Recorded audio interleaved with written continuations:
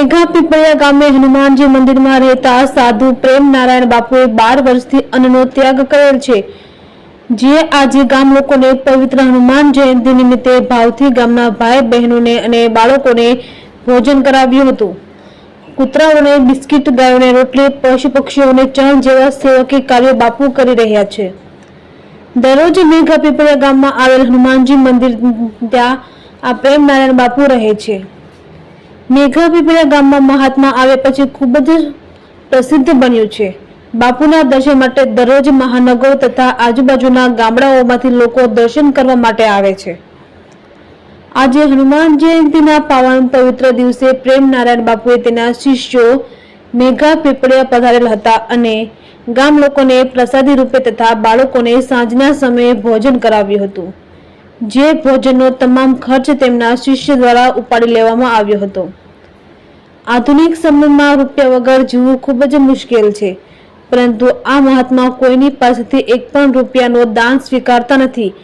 જે પણ દાન સ્વરૂપે આવે છે તે પશુ પક્ષીઓને ખવડાવી દે છે. આ બાપુને 12 વર્ષ સુધી અન્ન નહીં ખાવાની ટેક છે. કોઈ પણ વ્યક્તિ એક ટક જમ્યા વગર ના ચાલે, પરંતુ આ બાપુએ આ ગામમાં 4 વર્ષથી એક પણ અન્નનો દાણો લીધો નથી. ગામ લોકો પણ બાપુને ખૂબ જ પ્રેમ આપે છે અને બાપુના આશીર્વાદ કાયમને માટે ગામ લોકો ઉપર રહેશે. કોરોના સમય દરમિયાન મેઘા પીપળિયા ગામમાં મૃત્યુ આંક બીજા ગામ કરતાં ખૂબ જ ઓછો હતો, જેથી કહી શકાય કે આવા સંત જો ગામના પાદરમાં રહેતા હોય તો ગામ લોકોને ખૂબ જ આશીર્વાદ મળે છે.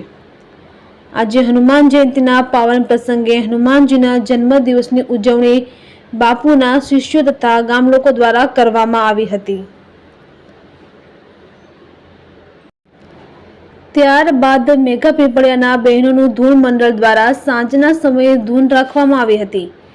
મેઘા પીપળિયા ગામમાં બહાર ગામથી આવતા બાપુના શિષ્યો દર શનિવારે ભારે ભીડ જોવા મળે છે.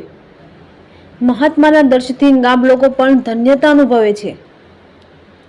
પ્રેમ નારાયણ બાપુ અત્યારે આ ઉનાળાના 45 ડિગ્રી તાપમાનમાં પણ મંદિરમાં જ બેસે છે. મંદિરમાં કોઈ પણ સુવિધાનો ઉપયોગ બાપુ નથી કરતા. ગામ લોકોએ ઘણી વખત બાપુને મંદિરની બાજુમાં બાપુને રહેવા માટે એક જગ્યા રહેઠાણ બનાવી આપવાનું કીધેલું, પરંતુ આવું સાદું જીવન જીવતા બાપુ કોઈ પણ સુવિધા લેવાની ના પાડી દેતા હોય છે. આવી કઠોર તપસ્યા બાપુ કરતા હોવાથી ગામ લોકો મંત્રમુગ્ધ થયા છે. સત્ય પ્રમાણે સત્ય અને નજીક લઈ જાય અને સાચો રસ્તો બતાવે એને સંત કહેવાય. આ ગામની અંદર બાપુ 4 વર્ષથી રહે છે, પરંતુ જો કોઈ મહાન સંત હોય તો તેને ઓળખવા ખૂબ જ મુશ્કેલ હોય છે. કોઈ દેવ પુરુષ હોય તો પણ કોઈ ઓળખી નથી શકતા, પરંતુ જ્યારે તેમને ગેરહાજરી હોય ત્યારે સત્ય સમજાય છે. રિપોર્ટર કમલેશ રાવરાણી, સુલતાનપુર.